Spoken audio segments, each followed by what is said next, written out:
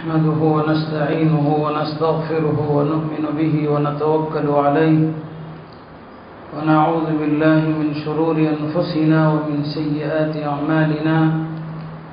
من يهد الله فلا مضل له ومن يضلل فلا هادي له.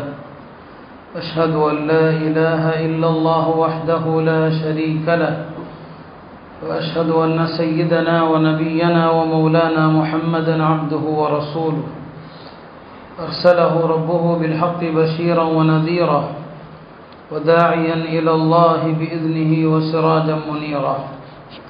صلى الله تعالى عليه وعلى آله وصحبه وبارك وسلم تسليما كثيرا. أما بعد، فأعوذ بالله من الشيطان الرجيم. بسم الله الرحمن الرحيم. من يطع الرسول فقد أطاع الله ومن تولى فما أرسلناك عليهم حفيظا.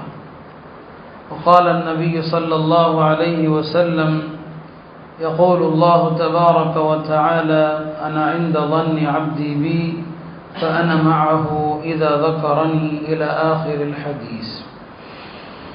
கண்ணியத்திற்குரிய அல்லாஹ்வின் நல்லடியார்களே, நபி ஸல்லல்லாஹு அலைஹி வஸல்லம் அவர்கள் அல்லாஹ் தஆலா கூறியதாக சொன்னார்கள்: அனா இன்த ظنி அப்தி பி, நான் என்னுடைய அடியான் என்னை பற்றி எவ்வாறு எண்ணுகிறானோ அவ்வாறே நான் நடந்து கொள்கிறேன் என்று அல்லாஹ் சொல்வதாக நபி ஸல்லல்லாஹு அலைஹி வஸல்லம் சொன்னார். இப்போ அடியான் எவ்வாறு என்னை பற்றி எண்ணுகிறானோ அப்படியே நான் அவனிடம் நடந்து கொள்கிறேன்.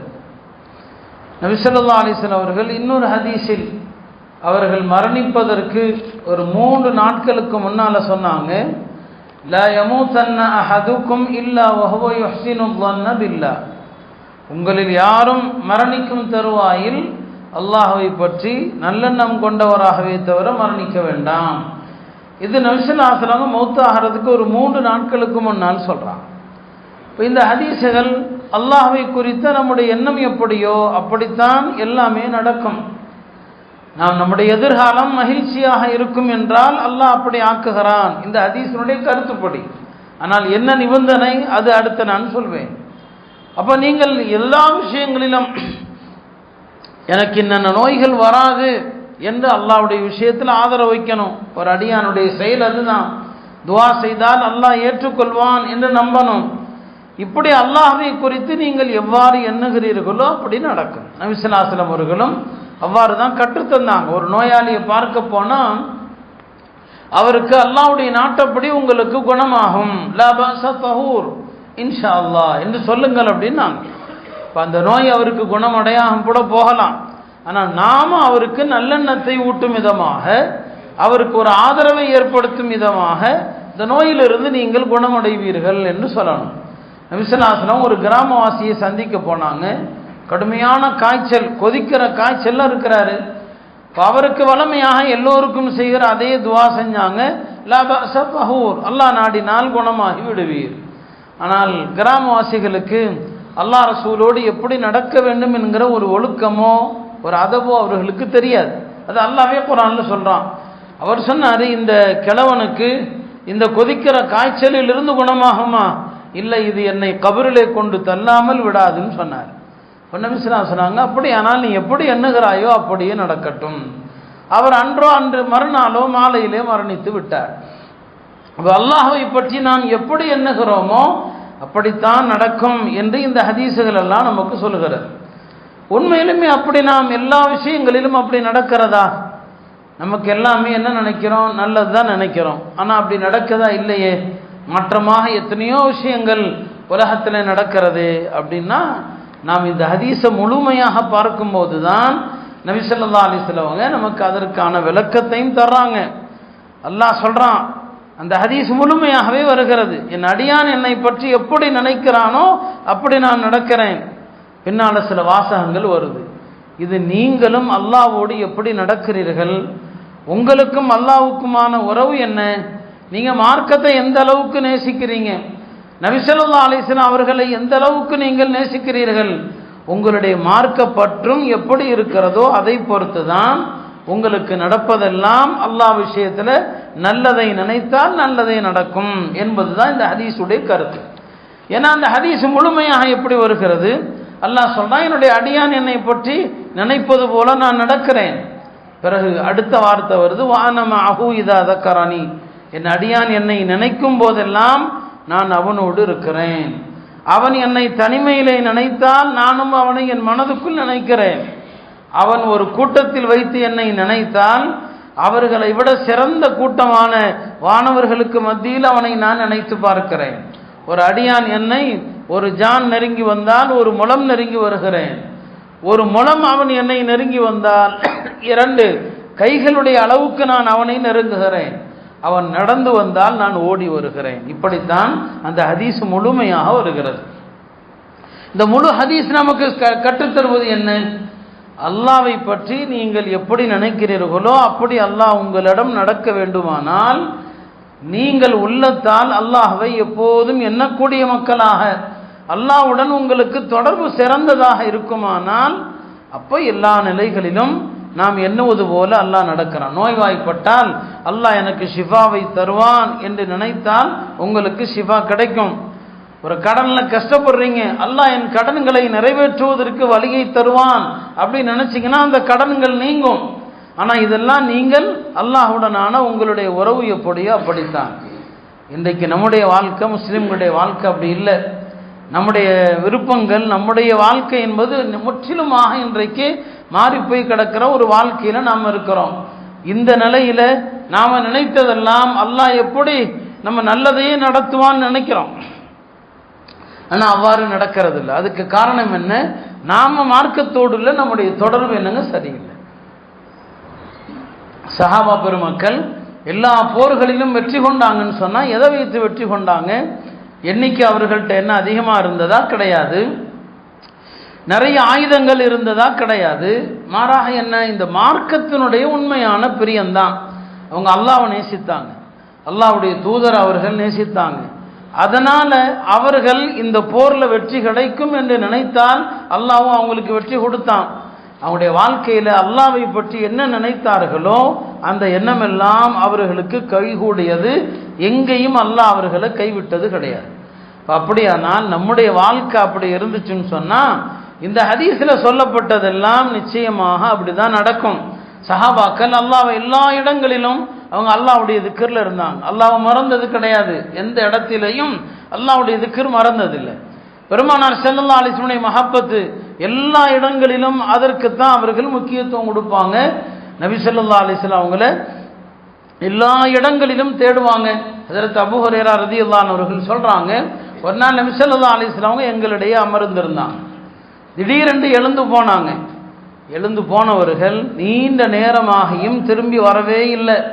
இப்போ எங்களுக்கெல்லாம் ஒரு பயம், நாமெல்லாம் இருக்கவே எதிரிகளால் பெருமானாருக்கு ஆபத்து வந்து விட்டதோ என்று. சஹாபாக்கள் இந்த விஷயத்தை ரொம்ப பயப்படுவாங்க. நாம் இருக்கும்போது அல்லாஹ்வுடைய தூதருக்கு எதிரிகளால் ஏதாவது ஒன்று ஆகிவிட்டால் அல்லாஹ்விடத்தில் நாம் பதில் சொல்லணும். எப்படி நீங்கள் நபியை காப்பாற்றாம இந்த உலகத்தில் நீங்கள் உயிர் வாழலாம் என்று அவர் சொல்கிறாரு. நாங்கள் நபி ஸல்லல்லாஹு அலைஹி வஸல்லம் அவங்கள தேடுறோம், நீண்ட நேரம் ஆச்சு, போனவங்களை காணோம், ஏதாவது ஆபத்து வந்துருச்சோன்னு சொல்லி எல்லா சஹாபாக்களும் ஃபஃபஸிஅனா, எல்லாருமே நாங்கள் பீதிக்குள்ளானோம், பெருமானாரை காணமேன்னு சொல்லி.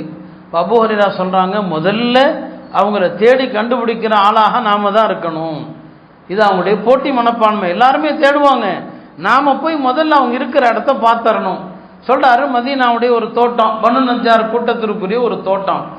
அந்த தோட்டத்திற்கு வந்து பார்க்குறேன், அங்கே உள்ள ஏதாவது இருப்பாங்களான்னு சொல்லி. தோட்டத்துக்கு போகிறதுக்கான வாசல் எதுவுமே இல்லை.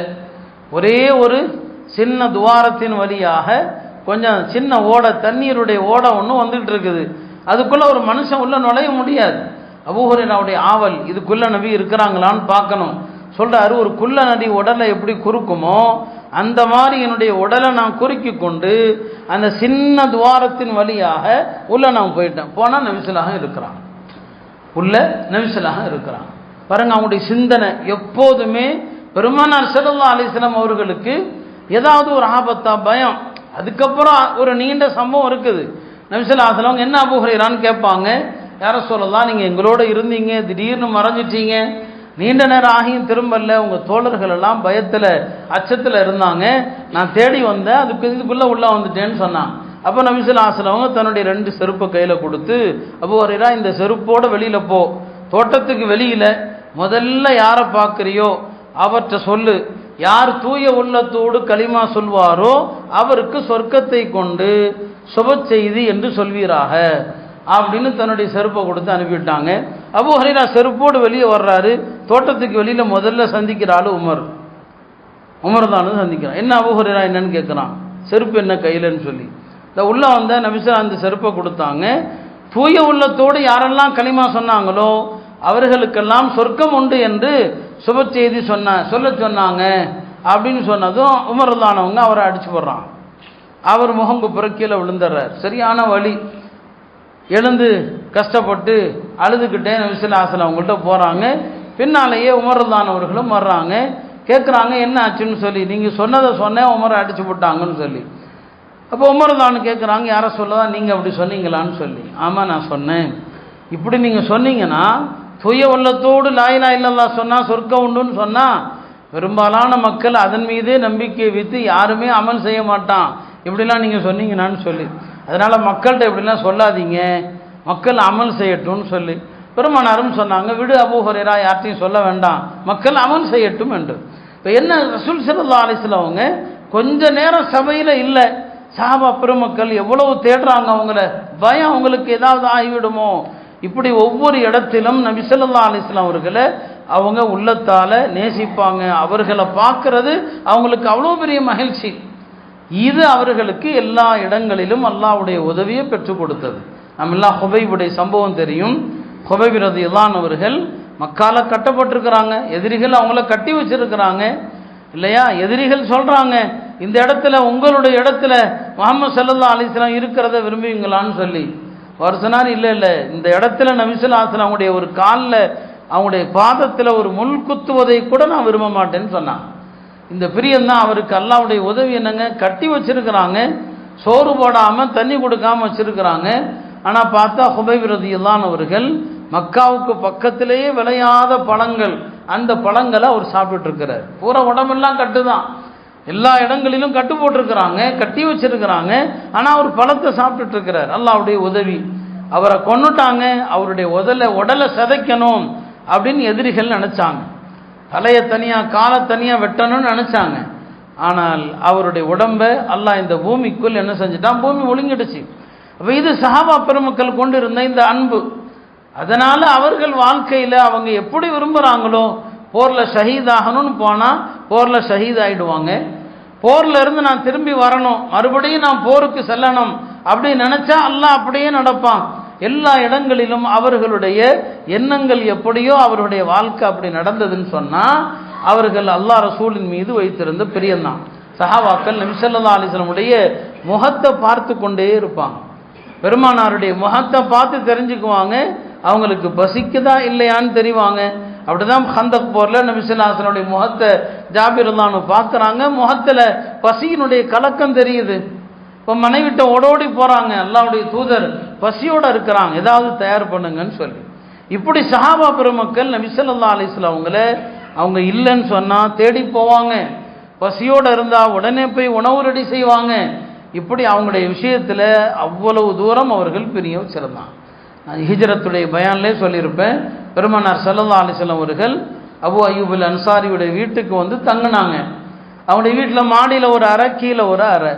அபூ அய்யூப் அல் அன்சாரி நபி ஸல்லல்லாஹு அலைஹி வஸல்லம் அவங்கள முதல்ல மாடியில் போய் தான் இருக்க சொல்கிறாங்க. நபி ஸல்லல்லாஹு அலைஹி வஸல்லம் அவங்க, என் தோழர்களுக்கு கஷ்டமாயிடும், யார் வந்தாலும் நான் சந்திக்கணும், கீழே இருந்தால் தான் எனக்கு வசதி, நான் கீழே இருக்கிறேன்னு சொல்லி முதல்ல அவர் சரின்றுவார். சரி நீங்கள் கீழே இருங்க, நாங்கள் மேலே இருக்கிறோன்னு சொல்லி. ஆனாலும் அவருக்கு ஒரு சங்கடம், மேலே நான் இருந்தால் என்னுடைய பாதங்கள் மேலே இருக்குது, அல்லாஹ்வுடைய தூதர் கீழே இருக்கிறாங்களே ஒரு சங்கடம். ஒரு நாள் கணவனும் மனைவியும் படுத்திருக்கிறாங்க. திடீரென்று ராத்திரியில் எஞ்சா அவங்களுடைய வீட்டு தரையெல்லாம் ஈரமாக இருக்குது. மேலே என்னான்னு பார்த்தா ஒரு தோல் குடம், அந்த தோல் குடம் கிழிந்து வீட்டுக்கு மேலே போகிற தண்ணியாக இருக்குது. இப்போ கணவனும் மனைவியும் ஒரு நிமிஷம் பதறிடுறாங்க, இந்த தண்ணி எங்கே கீழே சொட்டி அல்லாஹ்வுடைய தூதருடைய தூக்கம் கெட்டு போயிருமோன்னு சொல்லி. அபூ அய்யூப் சொல்கிறாங்க, வீட்டில் இருந்தது ஒரே போர்வை தான், அந்த போர்வை தான் எனக்கும் அந்த போர்வை தான் மனைவிக்கும். நபி ஸல்லல்லாஹு அலைஹி வஸல்லம் அவங்க மேலே இந்த தண்ணி கீழே விழுந்துடக்கூடாது. ராத்திரி எல்லாம் அந்த போர்வையால் அந்த தோல் குடத்தை துடைத்து சுத்தப்படுத்தி இருக்கிறாங்க. காலை எப்படா விடியும்னு பார்க்குறாங்க. காலை நேரம் ஃபஜ்ர் நேரம் தான் ஆச்சு. அபூ அய்யூப் ஓடோடி வந்தாங்க, யா ரசூலல்லாஹ், இதற்கு மேலே நாங்கள் மேலேயும் நீங்கள் கீழேயும் இருக்கக்கூடாது, நீங்கள் எங்களுக்கு மேலே தான் இருக்கணும், நீங்கள் வீட்டுக்கு மேலே போங்க. மேலே போயிடுறான். இப்படி தான் சஹாபாக்கள், ஆண்கள் பெண்கள் அவங்க மீது வைத்திருந்த அன்பு. அபூ அய்யூப் அன்சாரி சொல்லுவாங்க, நபி ஸல்லல்லாஹு அலைஹி வஸல்லம் அவங்களுக்கு நாங்கள் உணவு செய்து கொடுப்போம், பெருமானார் மிச்சம் வைத்த பிறகு தான் நாங்கள் சாப்பிடுவோம். அவங்க மிச்சம் வச்ச பிறகு தான் அவங்க கொடுத்ததோட சேர்த்து நாங்கள் சாப்பிடுவோம். நபி ஸல்லல்லாஹு அலைஹி வஸல்லம் அவங்க உணவு தட்டில் எங்கெல்லாம் கை வைக்கிறாங்க அப்படிங்கிறத நாங்கள் பார்த்துக்கிட்டே இருப்போம். ஏன்னா அந்த தட்டு வந்த பிறகு அந்த இடத்துல கை வச்சு தான் நாங்கள் சாப்பிடுவோம். எங்களுக்கு அதில் பரக்கத்து. பெருமானார் ஸல்லல்லாஹு அலைஹி வஸல்லம் அவங்க ஒரு பாத்திரத்தில் வாய் எங்கே வச்சு குடிக்கிறாங்கன்னு நாங்கள் பார்ப்போம். நபி ஸல்லல்லாஹு அலைஹி வஸல்லம் அவங்களுடைய அந்த பாத்திரம் வந்ததும் அதே இடத்துல நாங்கள் வாய் வைத்து கொடுப்போம். ஏன்னா அந்த பரக்கத்தை நாங்கள் அடைவதற்காக. சொல்கிறாரு, ஒரு நாள் நபி ஸல்லல்லாஹு அலைஹி வஸல்லம் அவங்களுக்கு நாங்கள் சாப்பாடு கொடுத்து விட்டோம். சாப்பாடு அப்படியே திரும்ப வந்துருச்சு. என்னடா இது, அல்லாஹ்வுடைய தூதர் சாப்பிடல, என்ன ஆச்சோ தெரியலையே. பதறி போய் போகிறாங்க, யார சொல்லலாம், இந்த உணவு உங்களுக்கு பிடிக்கலையான்னு சொல்லி. இல்லைப்பா, இதில் நீங்கள் பச்சையாக பூண்டை போட்டிருக்கிறீங்க, பூண்டு ஹராமான்னு கேட்குறாங்க. பூண்டு ஹராம் இல்லை, என்னிடத்தில் வானவர்கள் வந்து போகிறாங்க, இந்த பச்சையாக பூண்டு சாப்பிட்டா என் வாடையிலிருந்து வாடை வரும், மலக்குமார்களுக்கு அதனால் சங்கடம் வரும், அதனால் சாப்பிடலையே தவிர பூண்டு ஹலால் தான், நீங்கள் சாப்பிடலான்னு சொல்லி அவர் சொன்னார். அபூ அய்யூப் அன்சாரி, நீங்கள் எதை வெறுக்கிறீர்களோ அதை நாங்களும் வெறுக்கிறோம், இனிமே பூண்டே சேர்க்கலன்னு சொல்லிட்டாங்க. இனிமே உணவில் ஒரு நாளும் பூண்டே சேர்க்க மாட்டோம்னு சொல்லிட்டாங்க. அருமையானவர்களே, இப்படித்தான் சஹாபா பெருமக்களுடைய முழு வாழ்க்கை நாம் எடுத்து பார்த்தோம்னு சொன்னால் அவர்கள் இப்படித்தான் அல்லாஹ்வுடைய தூதர் மீது நேசம் வச்சாங்க. அல்லாஹ் அவர்களுக்கு எல்லா இடங்களிலும் உதவி செய்தான். அப்போ நம்முடைய வாழ்க்கை என்ன? இன்றைக்கு நாமளும் இந்த மாதிரி ஹதீஸுகளை சொல்கிறோம், நம்ம எப்படி நினைக்கிறோமோ அப்படி அல்லாஹ் நடத்துவான்னு சொல்லி சொல்கிறோம். ஆனால் உண்மையாக அவ்வாறா நடக்கிறது? நம்முடைய வாழ்க்கை எதனால் நமக்கு எதுவுமே நடக்காமல் போகுது? நாம் அல்லாஹ்வுடனான நம்முடைய தொடர்பு அது பலவீனமாக இருக்குது. பெருமானார் ஸல்லல்லாஹு அலைஹி வஸல்லம் தீன் மீதான மஹப்பத்து அது நமக்கு என்னங்க பலவீனமாக இருக்குது. இந்த துன்யா உலக மோகம், இன்றைய முஸ்லிம்களுடைய பல்வேறு விஷயங்களை, இந்த செய்திகளை பார்த்தா எந்த அளவுக்கு சமுதாயம் ஒழுக்கங்கெட்டு கிடக்குது. ஒரு நேரத்தில் அரசியலாக இருந்தது. ஏதோ தேர்தல் வந்தால் ஓட்டு போட்டாங்க, யாரோ ஆட்சிக்கு வந்தாங்க என்று பார்த்தோம். இன்னைக்கு அதையெல்லாம் தாண்டி இந்த உம்மத்து தன்னுடைய மார்க்கம், தன்னுடைய தனித்தன்மை, தன்னுடைய கோட்பாடு எல்லாவற்றையும் இழந்து இன்னைக்கு குஃபர் ஷிர்க்கோடு ஒத்து போகிற நிலைமை. ஒரு முஸ்லீம் கோயிலுக்கு போனால் பாருங்கள், முஸ்லிம்கள் எல்லாம் கோயிலுக்கு வர ஆரம்பித்து விட்டார்கள் என்று மற்றவர்கள் பெருமைப்பட்டது போக நாமும் பெருமைப்படுகிறோம். ஒரு மாபெரும் கட்சியினுடைய, ஒரு பெரிய பாரம்பரிய கட்சியினுடைய தலைவர் சொல்கிறாரு, நமக்கு இப்போ யார் ஆட்சி செய்கிறாங்க அதை பற்றி எல்லாம் கவலை. அவர் சொல்லக்கூடிய வார்த்தை தான் கவலை. இஸ்லாமிய பெண்கள் இப்போது உள்ள முதல்வரை நேசிப்பது கடவுளின் அருளுங்கிறார். இதை எதில் போய் சேர்க்கிறது? இவர்கள்லாம் மார்க்கத்தினுடைய தலைவர்கள், இவர்கள் நினைச்சதெல்லாம் அல்லாஹ் அது மாதிரி நடத்தி கொடுப்பானா? இவரை நேசிக்கிறது அல்லாஹ்வுடைய அருள் என்று ஒருத்தர் சொல். இவர்கள் முன்னோடிகள் அல்ல, இவர்கள் சமுதாயத்தினுடைய தலைவர்களும் அல்ல. ஆக இன்றைக்கு எந்த அளவுக்கு ஒரு பைத்தியக்கார கூட்டம் உருவாகி போச்சுன்னு சொன்னால், தன்னுடைய மார்க்கம், தன்னுடைய கோட்பாடு எல்லாவற்றையும் தூக்கி எறிந்து விட்டு தன்னுடைய தலைவருக்காக கோயிலுக்கு போகணுமா, கோயிலுக்கு போகிறேன், சர்ச்சுக்கு போகணுமா, நான் சர்ச்சுக்கு போகிறேன், புர்காவையும் போட்டுக்கிறேன், அதையும் நான் கலட்ட மாட்டேன். அப்போ இது என்னங்க, இன்றைக்கு உலகத்தில் மக்களும் அதான் விரும்புகிறான். எல்லாரும் என்ன விரும்புகிறான்? நீ இப்படி முஸ்லீமாக இருப்பா, எம்மதமும் சம்மதம் எல்லாத்தையும் நீ எடுத்துக்கிட்டா நாங்கள் ஓகே, நீங்கள் இருக்கலாம் எங்களோட. இப்படி ஒரு மார்க்கம் எமக்கு தேவையா? இப்போ இப்படியா தான் இன்றைக்கி சமூகத்தில் எல்லாருடைய நிலை இன்றைக்கி அப்படி தான். ஏன்னா இப்படி வரக்கூடியவர்கள் யாருமே எத்தனை பேர் தாடி தொப்பி வச்சுக்கிட்டு இந்த மாதிரி காரியங்களை செய்கிறாங்க. தோற்றத்தில் இஸ்லாத்தை வெளிப்படுத்துகிறாங்க. இவர்கள் தோற்றத்தில் இஸ்லாத்தை காட்டலை அப்படின்னு சொன்னால் நமக்கு அதை பற்றிய அக்கறையோ அதை பற்றிய கவலையோ நமக்கு கிடையாது.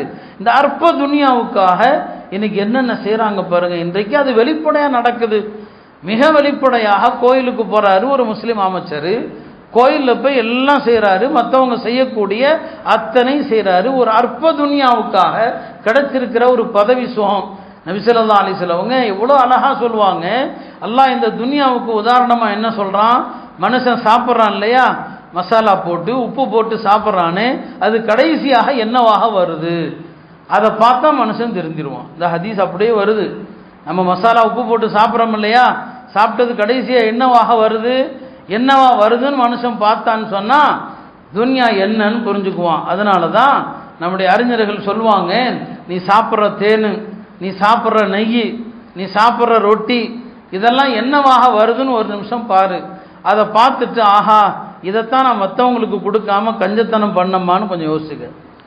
கஞ்சத்தனம் பண்ணுறோம் இல்லையா, நம்ம எதை கஞ்சத்தனம் பண்ணுறோம், எதை கொடுக்கறதுல நாம் கருமித்தனம் காட்டுறோம், எது மலமாக கழிவாக போகிறதோ அதைத்தான் இல்லையா, எது சிறுநீராக வெளியே போகுதோ அதைத்தான் அடுத்தவன் கேட்டால் நம்ம கொடுக்க மாட்டிருக்கிறோம் இல்லையா.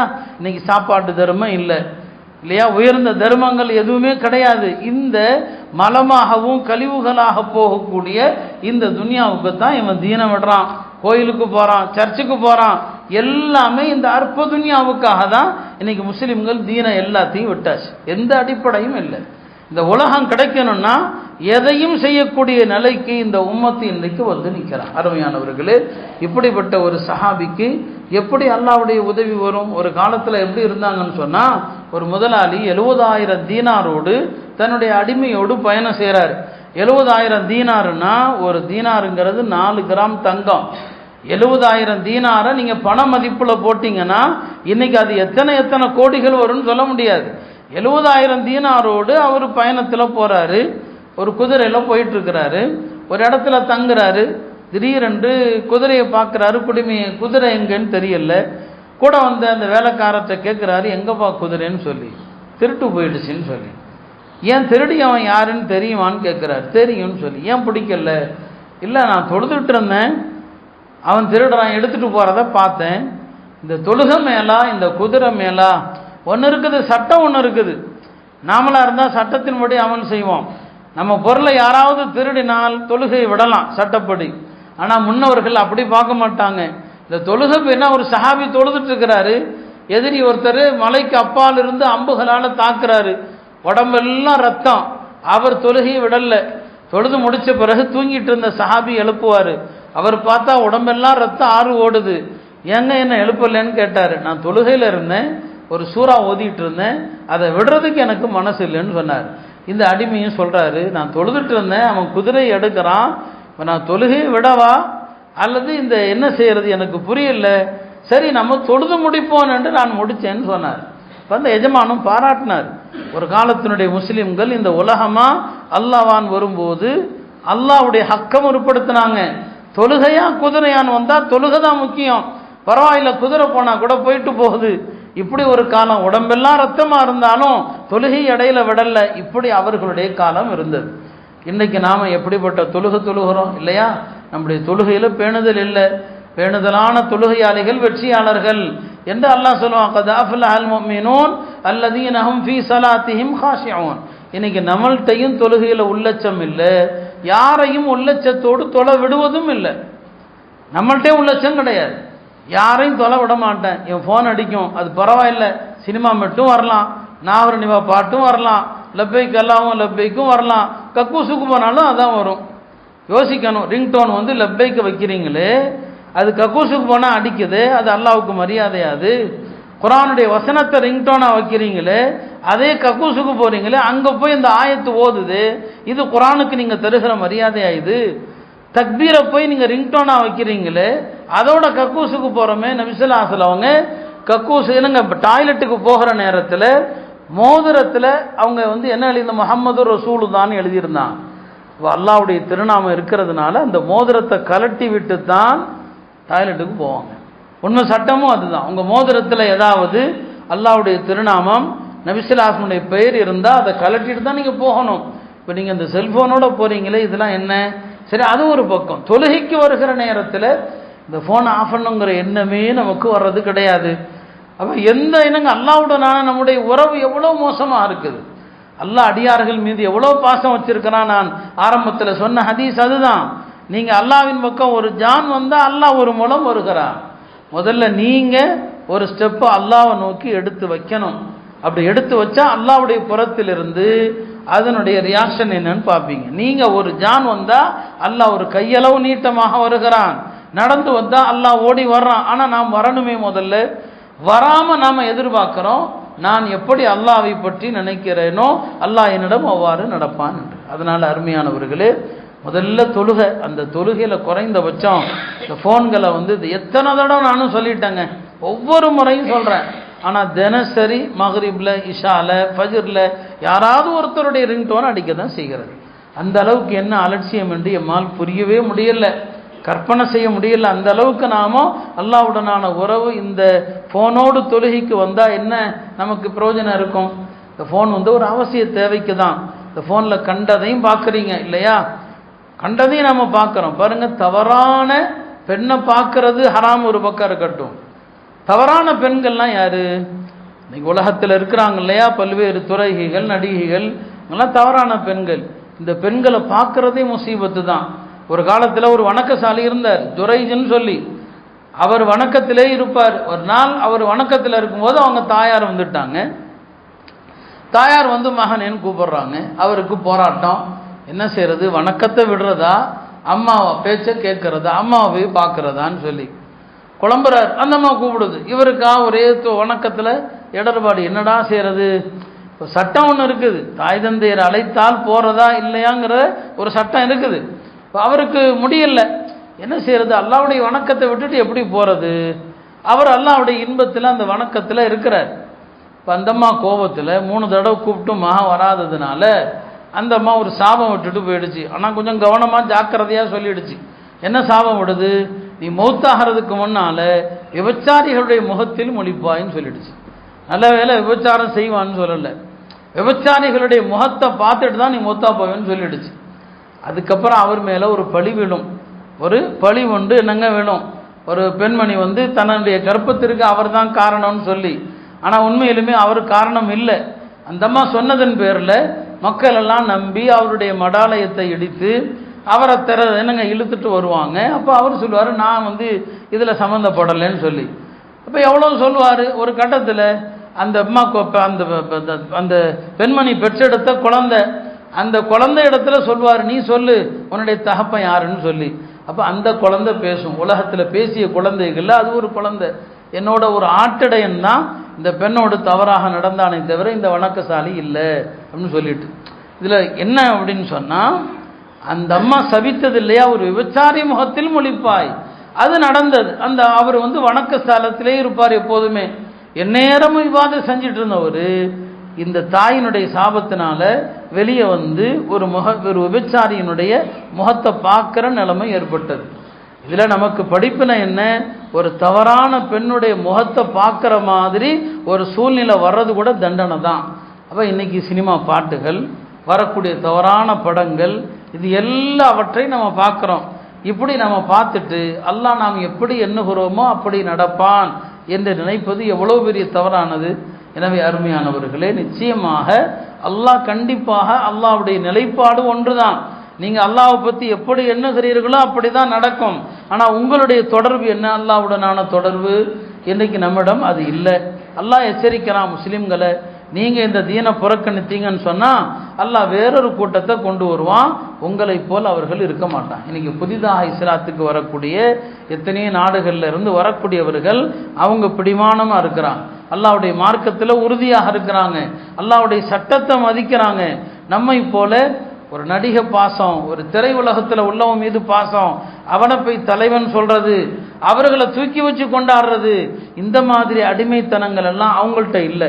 ஆனால் பாரம்பரிய முஸ்லிம்களாகிய நாம தான் இதற்கெல்லாம் அடிமைப்பட்டு கிடக்கிறோம். எனவே அருமையானவர்களே, இந்த உலக விஷயங்கள், உலகத்தில் உள்ள இந்த அரசியல் சினிமா தலைவர்கள், இவர்கள் மீதான பாசங்களை அழித்து விட்டு அல்லாஹ்வை நேசியுங்கள். நீங்கள் நினைக்கிற மாதிரி அல்லாஹ் நடப்பான்.